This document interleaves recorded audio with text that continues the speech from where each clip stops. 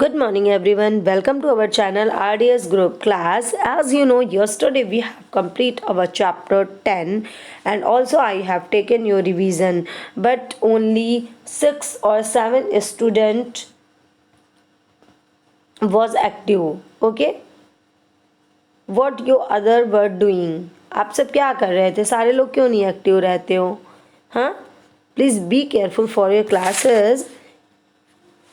Careful रहिए, फिर आगे आपको एनुअल एग्जाम्स भी देने हैं. How will you give? कैसे देंगे आप, है ना? Particular join the classes everybody, give your attendance daily and be active in class. Okay, so let us start our next chapter 11, a life without limits. Everybody know about the life means जीवन, जिंदगी.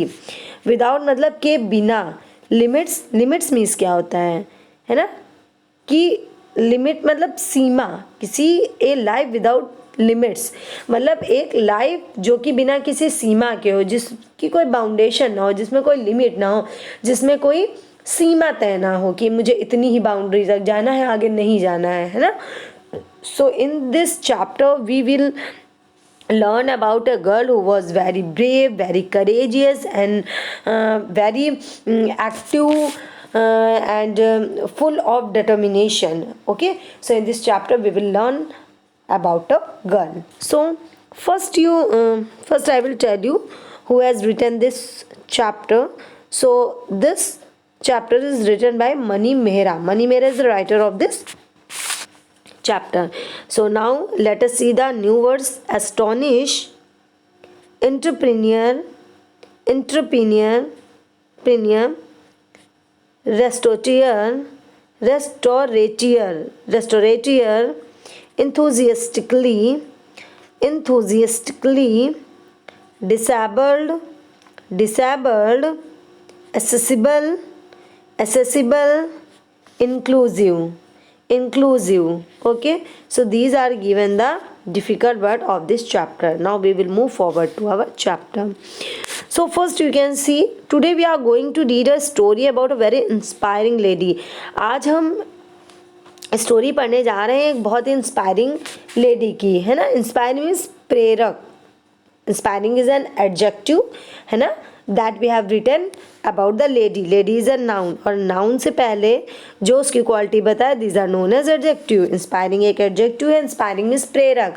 सो आज हम एक story पढ़ने जा रहे हैं जो एक बहुत ही प्रेरक लेडी की है, इंस्पायरिंग लेडी की है. Who has beaten every hurdle. Hurdle means अवरोध, बाधा, हिंड्रेंस. हर्डल मीन्स कोई जो रुकावटें आती हैं, बाधाएं आती हैं या अवरोध आते हैं लाइफ में ना. सो who has beaten every hurdle in her way to achieve what many of us can only dream of. So जिसने क्या किया, हरा दिया जितनी भी बाधाएं उसकी लाइफ में, उसकी ज़िंदगी में आती हैं, उसके रास्ते में. टू अचीव मतलब किसी चीज़ को प्राप्त करने के लिए उसने जितनी भी उसकी ज़िंदगी में बाधाएं, उन सबको उसने हटा दिया. what many of us can only dream of.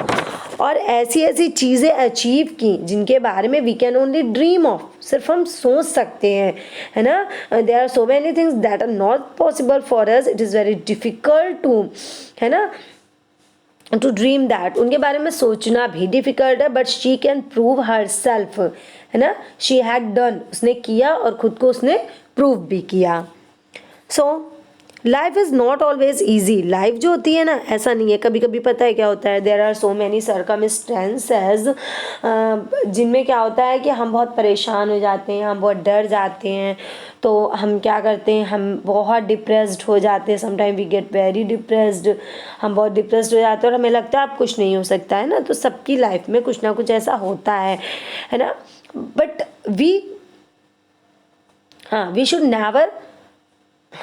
We should never come back. हमें कभी वापस नहीं आना चाहिए, उन चीज़ों से बैक ऑफ नहीं करना चाहिए, है ना.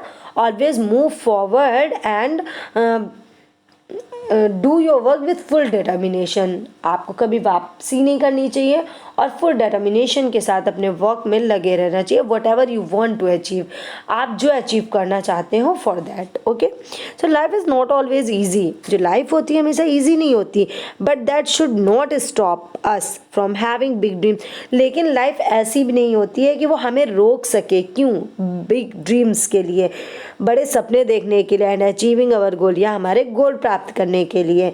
बड़े बड़े सपने देखने के लिए मतलब माना है कि ईजी नहीं है लाइफ, पर इतनी भी टफ नहीं है कि वो हमें हमारे सपने देखने से रोक सके, या हमारे गोल जो दैट मीन्स उद्देश्य जो होते हैं, जो अचीवमेंट्स हम चाहते हैं लेना, उनसे हमको रोक सकें। थिंक अबाउट योर ड्रीम्स, अपने सपनों के बारे में सोचिए। Are they easy to achieve, क्या वो ईजी है अचीव करना? जो भी अगर हम कोई ड्रीम देखते हैं तो हमेशा टफ होता है ना। We all have ability to fulfil our dream, but if we do something for that, अगर हम उसके लिए कुछ करते हैं देन, तो if you have any dream then try to proof your dream, है ना, try to overcome to your dream. अपने जो ड्रीम आपने कभी देखा है या आप कोई ड्रीम देखते हो तो उसे ज़रूर पूरा आप करिए ना, उसके लिए एफर्ट करिए, ये नहीं कि छोड़ दिया नहीं हो सकता है। What comes in your way to reach your goals, what comes in your way to reach your goals, और आपके रास्ते में कुछ भी आता है, जब आपको अपना गोल प्राप्त करने के लिए कुछ भी आपके रास्ते में आता है, how do you think you can overcome your difficulties so that you too can turn your dreams into reality. क्या होता है, अगर आप ये सोच लो कि आप अपनी डिफ़िकल्टी से ओवरकम कैसे हो, कैसे विजय प्राप्त करो, कैसे जीत जाओ, जो आपकी उसमें डिफिकल्टीज आ रही है उनसे आप कैसे जी जाओ, अगर आप ये जान लो, so that you too can turn your dreams into reality, तो आप अपने ड्रीम्स को रियलिटी में बदल सकते हो। तो in this chapter we will learn such type of lady who has fulfilled her all dreams and she had overcome from this fear, and she was very determined lady and she had proved herself. Okay, so start. She is daughter of an army officer, वो एक daughter थी किसकी? Army officer की। She was the daughter, she is the daughter of army officer, एक army officer है उनकी daughter, तो सोचिए आर्मी ऑफिसर ही अच्छी पोस्ट होती है। The wife of an army veteran, और एक आर्मी वेटेरन जो होते हैं ना, आर्मी में वेटेरन भी तो होते हैं, तो जो आर्मी वेटेरन होते हैं उनकी क्या थी? ये वाइफ थी। एंड अ मदर ऑफ 2, और 2 की माँ भी थी। And her list of achievement will astonish you, और उसकी जो अचीवमेंट्स की लिस्ट है, what ever she had achieved in her life, है ना, इट मेक यू एस्टोनिश्ड, ये आपको बिल्कुल चकित कर देगा कि उसने क्या क्या अचीव किया अपनी लाइफ में।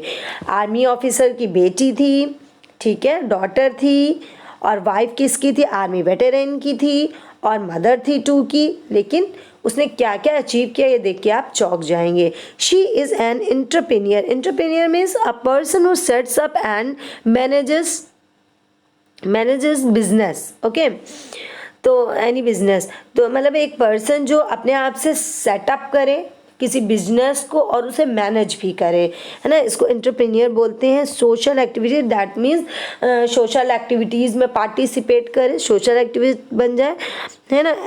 अ रेस्टोरेटियर मीन्स ओनर और मैनेजर ऑफ अ रेस्टोरेंट, जो ओनर होते हैं या मैनेजर होते हैं रेस्टोरेंट के, दैट मीन्स शी ओज अ रेस्टोरेंट, मतलब उसका रेस्टोरेंट भी है, रेस्टोरेंट भी था। अ ब्यूटी क्वीन, और ब्यूटी क्वीन है, दैट मीन्स वो क्या क्या है?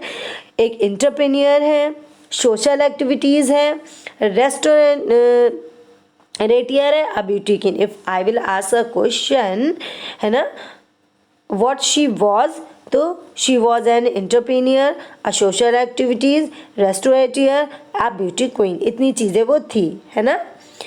so she is an accomplished swimmer जो तैराक होते हैं ना उनको बोलते हैं स्विमर, तो वो एक accomplished स्विमर भी है।